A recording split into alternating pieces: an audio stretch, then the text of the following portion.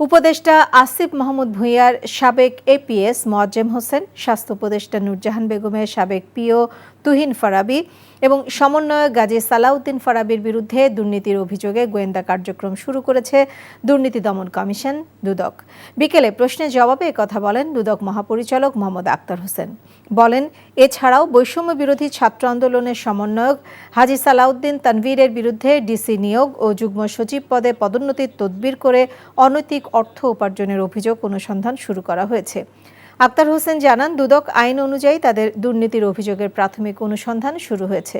শিগগিরই এ ব্যাপারে গুরুত্বপূর্ণ তথ্য জানানো হবে। দুজন উপদেষ্টার এপিএস পিএস যাদের কথা আপনারা উপস্থাপন করেছেন সেই বিষয়ে কমিশন আমাদের দুর্নীতি দমন কমিশন আইন বিধিমালা অনুযায়ী যে প্রক্রিয়া অনুসরণ করে কার্যক্রম গ্রহণ করতে হয় সেটি আমরা করছি। বান্ডেল থাকলে প্রতি সেনমানিতে টাকা বাঁচবে। বিকাশ সেনমানি বান্ডেল কিনে জিতুন প্রতি লেনদেনে।